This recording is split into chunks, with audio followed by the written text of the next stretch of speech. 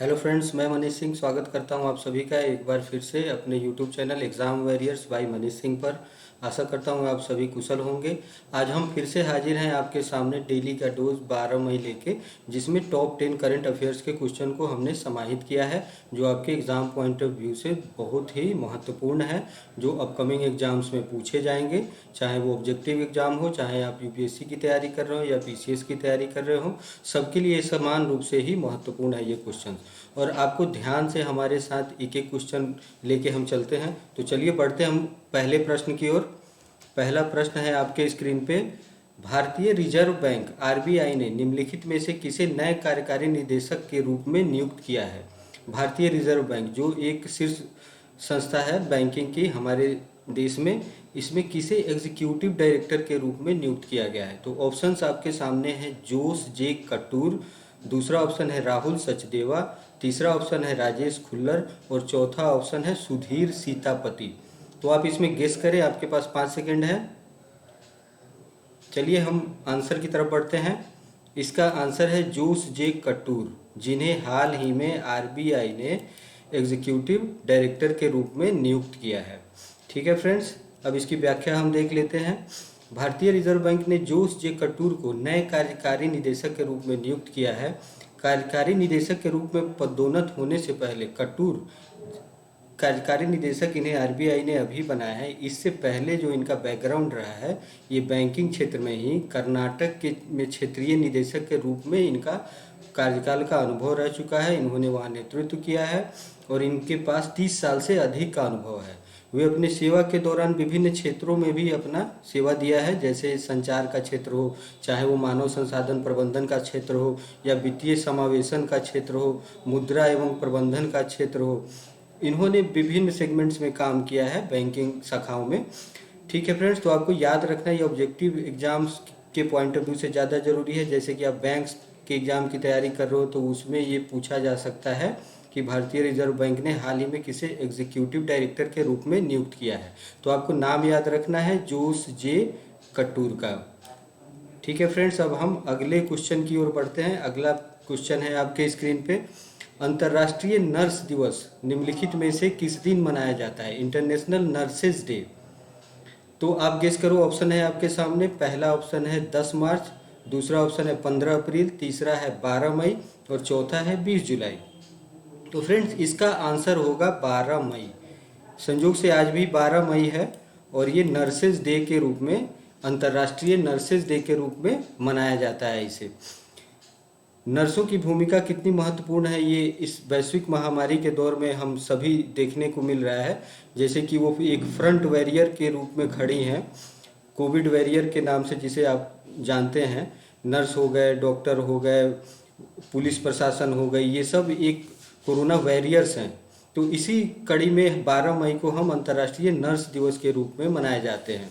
तो देखिए, हम पहले भी डिस्कस कर चुके हैं कि कोई भी डे मनाया जाता है, कोई यदि व्यक्ति विशेष के रूप में हो या फिर किसी अलग क्षेत्र के रूप में हो या जागरूकता देने के लिए ही आप अगर समझ लो, तो यहाँ पे ये जो दिन मनाया जाता है वो किसको याद किया जाता है? एक फ्लोरेंस नाइटिंगेल नाम था इस व्यक्ति का, ये एक महिला थी फ्लोरेंस नाइटिंगेल। इनके जन्मदिन के वर्षगांठ के तौर पे 12 मई को अंतर्राष्ट्रीय नर्स दिवस के रूप में मनाया जाता है।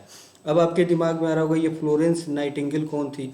तो फ्लोरेंस नाइटिंगेल का संबंध जो था वो इंग्लैंड से था, और वो इंग्लैंड के सेना में जब आप इतिहास के पन्नों में पीछे जाओगे तो आपको देखने को मिलेगा कि ये क्रीमिया वार के नाम से एक युद्ध हुआ था। तो क्रीमियन वार में फ्लोरेंस नाइटिंगेल ने नर्स की भूमिका निभाई थी, जिसमें उन्होंने हजारों लाखों की संख्या में सैनिकों का सेवा किया था। जो युद्ध में जो घायल सैनिक हुआ करते थे उनको इन्होंने अपनी सेवा प्रदान की थी और एक महान कार्य इन्होंने किया था। तो उन्हीं के जन्मदिन की वर्षगांठ के रूप में 12 मई को हम ये दिन नर्सों को समर्पित करते हैं, अंतर्राष्ट्रीय नर्स दिवस के रूप में मनाते हैं। ये कब से मनाना शुरू हो गया? इसकी घोषणा की गई थी 1974 में।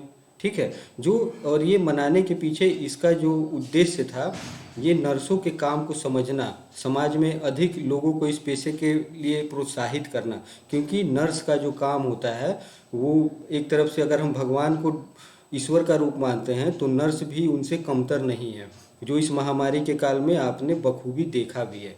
ठीक है फ्रेंड्स, तो आपको याद रखना है ये डेज वाले क्वेश्चंस हैं जो पूछे जाते हैं, पीसीएस में भी पूछे जाएंगे या फिर वनडे एग्जाम्स में भी पूछे जाएंगे। अब हम अगले प्रश्न की ओर बढ़ते हैं।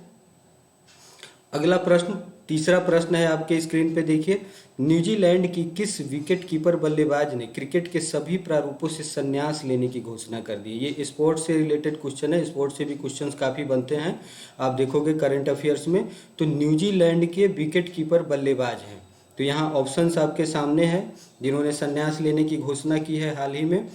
पहला ऑप्शन है एलन फिन, दूसरा बीजे वॉटलिंग, तीसरा कोरी एंडरसन और चौथा टीम साउदी। तो इसमें आपका उत्तर होना चाहिए विजय वॉटलिंग। विजय वॉटलिंग ये विकेट कीपर बल्लेबाज हैं, कहाँ के? न्यूजीलैंड के। तो इन्होंने संन्यास की घोषणा की है अभी हाल ही में। इनका अगर करियर हम देखें, एक बार में ओवरव्यू करते हैं, तो इन्होंने 249 के आसपास, 250 के आसपास इन्होंने कैच लपके हैं। उनके नाम 8 स्टंपिंग भी शामिल है। और ये 2019 में इंग्लैंड के खिलाफ इन्होंने बहुत ही शानदार प्रदर्शन किया था और दोहरा शतक जड़ा था। और ये इनका टेस्ट डेब्यू कब हुआ था? तो 2009 में। तो फ्रेंड्स, आपको ये याद रखना है कि अभी हाल ही में इंग्लैंड के कौन से विकेट कीपर बल्लेबाज थे जिन्होंने संन्यास की घोषणा की है। ये स्पोर्ट्स वाले सेगमेंट में करंट अफेयर्स का क्वेश्चन बनेगा, one day exam point of view से काफ़ी इंपॉर्टेंट है, पीसीएस एग्जाम के लिए भी काफ़ी इंपॉर्टेंट है। अगर आप पीसीएस का एग्जाम दे रहे हो किसी यूपी का, बिहार का, झारखंड का, तो उसमें भी इससे क्वेश्चन बन सकते हैं। ठीक है फ्रेंड, तो ये आपको नाम याद रखना है बीजे वॉटलिंग का, जो न्यूजीलैंड के विकेट कीपर बल्लेबाज हैं जिन्होंने हाल ही में संन्यास लेने की घोषणा की है। और चलते चलते हम आपको ये बता दें फ्रेंड्स कि अभी जो, अगर आप में से जो एस्पिरेंट्स यूपी पीसीएस की तैयारी कर रहे हो, तो अभी जो 13 जून को जो एग्ज़ाम होने वाला था प्रीलिम्स का, उसे पोस्टपोन कर दिया गया है और वो फिर फ्यूचर में उसका डेट अनाउंस होगा। तो हमने एक एग्ज़ाम अपडेट आपको अभी दिया। अब हम प्रश्नों की श्रृंखला में आगे बढ़ते हैं। अगला प्रश्न देखते हैं क्या है। अगला प्रश्न है आपके स्क्रीन पे, जल शक्ति मंत्रालय के द्वारा हाल ही में किस राज्य ने जल जीवन मिशन के तहत ग्रामीण क्षेत्रों में 100% पाइप कनेक्शन का लक्ष्य हासिल किया है? तो देखिए, जल शक्ति मंत्रालय के द्वारा ये पहल थी कि ग्रामीण क्षेत्रों में पाइप जो वाटर सप्लाई होती है उसके लक्ष्य को हासिल कौन सा स्टेट है जिसने अभी किया है, जिसमें 100% पाइप के थ्रू पानी का कनेक्शन दिया जाता है? तो ऑप्शन से आपके सामने है, पहला है पुदुचेरी, दूसरा है झारखंड, तीसरा है महाराष्ट्र और चौथा है राजस्थान। तो इसमें फ्रेंड्स आप आंसर चुनोगे 100% की जहाँ तक बात है पाइप्ड वाटर की, तो उसमें पहला पुदुचेरी इसका सही आंसर होगा। देखिए क्या होता है, जल शक्ति मंत्रालय या जन संसाधन मंत्रालय या विभिन्न राज्य सरकार भी समय समय पे इस तरह की योजनाएं चलाते हैं। जैसे कि आप अगर बिहार राज्य से बिलोंग करते हो तो वहाँ पे जल जीवन हरियाली मिशन, इस तरह की प्रोग्राम चलाए जाते हैं जो किसी भी क्षेत्र में जैसे जल शक्ति मंत्रालय द्वारा किया जाता है। तो अभी क्या है, अभी क्वेश्चन के हिसाब से पुदुचेरी में 100% ये लक्ष्य हासिल कर लिया गया है। लेकिन और जो स्टेट है, जैसे हमारे बिहार की बात करें, यूपी की बात करें, तो यहाँ पे अभी चूँकि जनसंख्या भी ज़्यादा है और हमें काफ़ी लोगों को ये चीज़ें मुहैया करानी है, तो इसमें वक्त लगता है काफ़ी। तो यहाँ पे अभी ये काम दूसरे दूसरे नामों से विभिन्न प्रकार की योजनाओं के माध्यम से शुरू है, जिसे आने वाले भविष्य में हम पूरा कर पाएंगे। ठीक है फ्रेंड्स, तो आपको याद रखना है कि 100% पाइप कनेक्शन का लक्ष्य कौन से स्टेट या यूटी ने हासिल किया है, तो उसका नाम है पुदुचेरी। अब हम अगले प्रश्न की ओर बढ़ते हैं दोस्तों। पांचवा प्रश्न आपके स्क्रीन पे है, प्रधानमंत्री नरेंद्र मोदी ब्रिटेन में होने वाले किस शिखर सम्मेलन में हिस्सा नहीं लेंगे? देखिए, ये शिखर सम्मेलन है जो अभी हाल ही में होने वाला है, जिसमें प्रधानमंत्री ने शामिल नहीं होने का निर्णय लिया है। तो ऑप्शन है आपके सामने, पहला ऑप्शन है G20, दूसरा ऑप्शन है G7, तीसरा ऑप्शन है क्वाड शिखर सम्मेलन और चौथा ऑप्शन है पृथ्वी शिखर सम्मेलन। तो इसमें आपका जो सही आंसर है वो होगा G7। G7 से आप क्या समझते हो? ये जो ग्रुप 7 है, ठीक है, G20 भी आपने सुना होगा जो विकासशील देशों का एक संगठन है, G7 है जो विकसित देशों का एक संगठन है। तो इसमें आपको याद रखना है G7 में प्रधानमंत्री मोदी ने भाग लेने से अभी मना कर दिया है, वहाँ के लिए उन्होंने अपना कार्यक्रम रद्द कर दिया है, उस सम्मेलन में वो हिस्सा नहीं लेंगे। क्योंकि कोरोना संक्रमण के दौर में अभी कहीं भी अगर मोबिलिटी का दौर नहीं है, आपको हमेशा ये हिदायत दी जाती है आम जनता को भी कि आप अपने घरों में रहें, आपको बाहर जाने की ज़रूरत नहीं है, जिससे संक्रमण का खतरा ज़्यादा बढ़ता है। तो ये 11 मई को विदेश मंत्रालय ने अपने तरफ से एक वक्तव्य जारी किया जिसमें इसकी पुष्टि की गई। अब इसमें दोस्तों एक जानने वाली जो बात है वो है कि G7 में कौन कौन से देश शामिल हैं। तो ये आपको याद रखने की चीज़ है जो वनडे एग्जाम्स और पीसीएस के लिए काफ़ी इंपॉर्टेंट है, वो आपको याद रखना है। G7 में कौन कौन से देश आएंगे, तो पहला है कनाडा, दूसरा फ्रांस, तीसरा जर्मनी, चौथा है इटली, पांचवा जापान, छठा ब्रिटेन और सातवां अमेरिका। नाम से ही आपको यह सिद्ध होने लगा होगा कि ये सारे के सारे विकसित देश हैं जो G7 समूह में आते हैं। ठीक है फ्रेंड्स, अब हम अगले क्वेश्चन की ओर बढ़ते हैं। अगला क्वेश्चन है आपके स्क्रीन पे, हाल ही में किस राज्य में एक ऑनलाइन बाढ़ रिपोर्टिंग और सूचना प्रबंधन प्रणाली का शुभारंभ किया गया है। देखिए, बाढ़ रिपोर्टिंग, ये जो बाढ़ की समस्या है, सूखे की समस्या है, आज से अगर 10-15 साल पहले की बात करें हम, तो इन चीज़ों के बारे में हम पहले से अवेयर नहीं हुआ करते थे। अब तो हमारी सूचना तकनीक और मौसम विभाग इतने अच्छे अच्छे तरह से सेटेलाइट के माध्यम से इक्विप्ड हो सके हैं कि हम आने वाले जो भी प्राकृतिक आपदा है उसके प्रति हम पहले ही सचेत हो जाते हैं। ठीक है, तो ये कौन सा राज्य है, प्रश्न की ओर हम बढ़ते हैं, ये वह कौन सा राज्य है जो ऑनलाइन बाढ़ रिपोर्टिंग और सूचना प्रबंधन प्रणाली का शुभारंभ किया है अभी हाल ही में। तो इसमें ऑप्शंस की तरफ हम देखते हैं। पहला ऑप्शन है बिहार, दूसरा पंजाब, तीसरा असम और चौथा राजस्थान। तो आपको यहाँ पे आंसर चुनना है असम। देखिए, असम और बिहार के क्षेत्र में आए दिनों हम सुनते हैं जब नदियां अपनी उफान में होती है। असम में जो मुख्य नदी है वो ब्रह्मपुत्र नदी है, आप सबको पता भी होगा ये चीज़ें। तो असम ने हाल ही में एक ऑनलाइन बाढ़ रिपोर्टिंग और सूचना प्रबंधन प्रणाली का शुभारंभ किया है। ये किसके द्वारा हुआ है, असम राज्य आपदा प्रबंधन संस्थान और यूनिसेफ के द्वारा। यूनिसेफ एक ग्लोबल संस्था है, ठीक है। तो इन दोनों के संयुक्त रूप से एक विकसित ऑनलाइन प्रणाली है जो असम में क्या करेगी, बाढ़ नियंत्रण तंत्र का क्या करेगी, पहले से पूर्वानुमान करेगी और उसके प्रबंधन के लिए कार्य करेगी। ये किस तकनीक पे आधारित है, वेब कम मोबाइल एप्लीकेशन के तकनीक पे आधारित है, ठीक है, जिससे बाढ़ राहत और पुनर्वास के लिए योगदान मिलेगा हमें। इस प्रकार की प्रणाली राज्य में आपदा जोखिम न्यूनीकरण हस्तक्षेप के प्रभाव को मापने में काफ़ी मददगार साबित होती है। तो इस तरह का जब ऑनलाइन प्रणाली की जब शुरुआत होता है किसी भी स्टेट में या किसी भी जगह पे, तो उसमें जो भी बाढ़ की जो विभीषिका जो झेलते हैं, जैसे बिहार है, असम है, इन सब स्टेट्स में बाढ़ प्रत्येक वर्ष देखने को मिलता है और इससे काफ़ी जान और माल की क्षति होती है। तो इससे हम उस पर नियंत्रण करने के लिए पहले से एक अपना एजेंडा तय कर लेंगे। ठीक है फ्रेंड्स, आपको याद रखना है असम। अब हम अगले प्रश्न की ओर बढ़ते हैं। अगला प्रश्न है आपके स्क्रीन पे, निम्नलिखित में से किस राज्य सरकार ने लॉकडाउन में फंसे गरीबी रेखा से नीचे बीपीएल में रहने वाले परिवारों की मदद के लिए उन्हें 5-5 हज़ार की आर्थिक सहायता देने का फैसला किया है। तो कौन सा राज्य है, ऑप्शन है आपके सामने। पहला ऑप्शन है पंजाब, दूसरा ऑप्शन है राजस्थान, तीसरा बिहार और चौथा है हरियाणा। तो इसमें आपको आंसर चुनना है हरियाणा। हरियाणा स्टेट गवर्नमेंट ने ये घोषणा किया है, ये फैसला लिया है कि जो बीपीएल के दायरे में आते हैं जो परिवार, उनको 5-5 हज़ार रुपये की सहायता राशि दी जाएगी। क्योंकि अभी ये पूरा विश्व इस कोरोना पैंडेमिक से गुजर रहा है, हर तरफ अफरा तफरी का माहौल है। सभी किसी को जो छोटे स्तर पे काम करने वाले लोग हैं, दिहाड़ी मजदूर हैं, जो बीपीएल के में आने वाले परिवार हैं, वो उनकी दिनचर्या में काफ़ी सारा एक तरह से वो एक त्रासदी से निपट रहे हैं, जो खाने के लिए मोहताज हैं क्योंकि वो कुछ काम नहीं कर पा रहे हैं। और जो रोज़ काम करने वाले, रोज़ खाने वाले लोग हैं, और उन्हें आप अगर कह दो कि घर में रहें, बाहर नहीं निकलें क्योंकि संक्रमण का खतरा है, तो उन्हें जीवित रहना भी ज़रूरी है। तो इसके लिए हरियाणा सरकार ने क्या घोषणा किया है कि बीपीएल के परिवार वाले को 5-5 हज़ार रुपये की सहायता राशि दी जाएगी। और ये घोषणा किसने किया है, हरियाणा के गृह मंत्री जो हैं अनिल विज, उन्होंने ये घोषणा की है। क्योंकि इस कोरोना महामारी के दौर में जो बीपीएल परिवार के अंतर्गत जो लोग आते हैं, उनकी रोजी रोटी बंद हो गई है और उन्हें घर में रहना पड़ रहा है मजबूरी बस। ठीक है फ्रेंड्स, तो ये आपको याद रखना है कि हरियाणा सरकार ने 5-5 हज़ार रुपये की सहायता राशि की घोषणा की है। अगले प्रश्न की ओर हम बढ़ते हैं। अगला प्रश्न है आपके स्क्रीन पे, रेटिंग एजेंसी मूडीज़ ने वित्त वर्ष 2022 के लिए भारत के सकल घरेलू उत्पाद मतलब जीडीपी में वृद्धि की दर का अनुमान घटाकर कितने प्रतिशत कर दिया है? और ऑप्शन आपके सामने है 10.3%, 8.3%, तीसरा है 9.3% और चौथा है 7.3%। तो इसमें जो सही उत्तर है वो है 9.3%।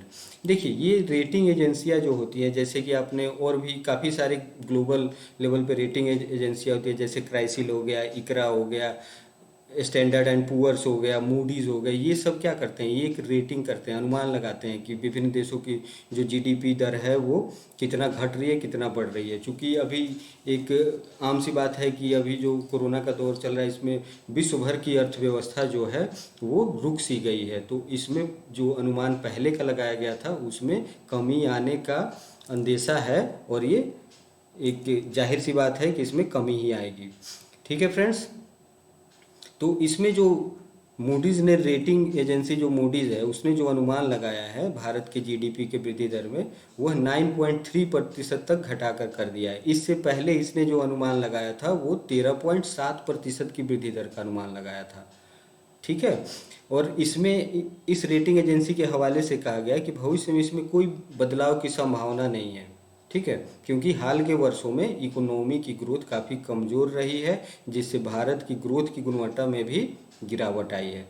तो ये आपको याद रखना है कि मूडीज़ ने, अभी हमने डिस्कस किया कि अलग अलग रेटिंग एजेंसियां हैं वर्ल्ड लेवल पे, वो अपना अपना अनुमान लगाती हैं विभिन्न देशों के जीडीपी में कितनी वृद्धि होगी या कितना गिरावट होगा। तो मूडीज़ के हिसाब से क्या है, 9.3% भारत की जीडीपी के बारे में अनुमान लगाया गया है। तो ये आपको याद रखना है। अगले प्रश्न की ओर बढ़ते हैं फ्रेंड्स। अगला प्रश्न है आपके स्क्रीन पे, निम्नलिखित में से किसे सीमा सड़क संगठन बीआरओ की पहली महिला कमांडिंग अधिकारी नियुक्त किया गया है? बीआरओ का नाम आप लोगों ने काफ़ी सुना होगा, बॉर्डर रोड ऑर्गेनाइजेशन जिसे बोलते हैं, सीमा सड़क संगठन। तो इसमें पहली बार किसी पहली महिला कमांडिंग अधिकारी नियुक्त किया गया है। ये प्रश्न काफ़ी महत्वपूर्ण हो जाता है क्योंकि इसमें पहली महिला को नियुक्त किया गया है। और ऑप्शंस हैं, वो कौन सी महिला है? तो ऑप्शन आपके सामने है। पहला ऑप्शन है वैशाली हिवासे, दूसरा ऑप्शन है कमला त्यागी, तीसरा ऑप्शन है मोहिनी अग्रवाल और चौथा ऑप्शन है सुशीला रमन। तो इसमें जो आंसर है वो होगा वैशाली हिवासे। ठीक है फ्रेंड्स, तो ये आपको याद रखना है, ये पीसीएस में या वनडे एग्जाम्स में पूछे जाने की प्रबल संभावना है इस क्वेश्चन का। वैशाली हिवासे का नाम आपको याद रखना है, जिसे बॉर्डर रोड ऑर्गेनाइजेशन में पहली महिला कमांडिंग अधिकारी नियुक्त किया गया है। वैसे भी आप देखोगे जो जीके में, जो स्टैटिक जीके में क्वेश्चंस पूछे जाते हैं, तो उसमें जो भी पहला हो, और खासकर जब वो महिला पहली नियुक्त होती है तो वो चीज़ें ज़्यादा महत्वपूर्ण हो जाती है। और ये जो वैशाली हिवासे हैं, इनको नियुक्त किया गया कहाँ पर? भारत चीन सीमा पर, जहाँ पे सेना के लिए ज़रूरी सामग्री की आवाजाही होती है। तो ये उनकी जिम्मेदारी है कि ये कमांडिंग ऑफिसर के रूप में उसकी देख रेख करें। ठीक है, अब हम अगले प्रश्न की ओर बढ़ते हैं फ्रेंड्स। अगला प्रश्न है आपके स्क्रीन पे, भारतीय रिजर्व बैंक ने बैंकों के सीईओ एवं एमडी के कार्यकाल को कितने वर्ष तक सीमित करने की घोषणा की है? ये बहुत ही ज़्यादा इम्पोर्टेंट क्वेश्चन है, खासकर आप जो बैंक्स के एग्ज़ाम देने वाले प्रतिभागी होंगे या वनडे एग्जाम्स के देने वाले जो प्रतिभागी होंगे उनके लिए काफ़ी इम्पोर्टेंट है। तो इसमें ऑप्शन है आपके सामने 20 वर्ष, दूसरा ऑप्शन है 22 वर्ष, तीसरा ऑप्शन है 18 वर्ष और चौथा है 15 वर्ष। तो भारतीय रिजर्व बैंक ने बैंकों के सीईओ, चीफ एग्जीक्यूटिव ऑफिसर जिसे आप जानते हो, और एमजी मैनेजिंग डायरेक्टर के रूप में जिनकी नियुक्ति होती है, तो वो कितने वर्ष तक सीमित कर दी गई है? तो इसका सही आंसर होगा डी, 15 वर्ष तक सीमित कर दी गई है। ठीक है फ्रेंड्स, और पहले क्या होता था, पहले एक एज लिमिट क्या कर दिया जाता था, 60 साल 70 साल, जब तक वो अपनी आयु पूर्ण कर लेते हैं तब तक वो इस पद पर काबिज रह सकते हैं। लेकिन अब ये एक इस दिशा में बड़ा एक कदम उठाया है, किसने? आरबीआई ने, भारतीय रिजर्व बैंक ने, और बैंकों के एमडी और सीईओ के कार्यकाल को 15 वर्ष तक के लिए ही सीमित कर दिया है। ठीक है फ्रेंड्स, अब देखिए, केंद्रीय बैंक ने आगे कहा कि निजी क्षेत्र के बैंकों में एमडी और सीईओ या डब्ल्यूटीडी क्या है? होल टाइम डायरेक्टर कोई भी बैंक या जो संस्था है उसके लिए सीईओ नियुक्त किया जाता है, एमडी नियुक्त किया जाता है और एक डब्ल्यूटीडी भी नियुक्त किया जाता है जिसे कहते हैं होल टाइम डायरेक्टर। तो ये होल टाइम जो डायरेक्टर होंगे उनके ऊपरी आयु सीमा पर अतिरिक्त निर्देश जारी रहेंगे और कोई भी व्यक्ति 70 वर्ष की उम्र से आगे एमडी और सीईओ या डब्ल्यूटीडी के पद पर बना नहीं रह सकता है। तो एक बहुत बड़ा फैसला है, एक सुधार की दिशा में एक कदम है भारतीय रिजर्व बैंक द्वारा। तो इसे आप याद रखेंगे फ्रेंड्स, और आशा करता हूं कि आज के क्वेश्चन से आप लोग काफ़ी लाभान्वित हुए होंगे।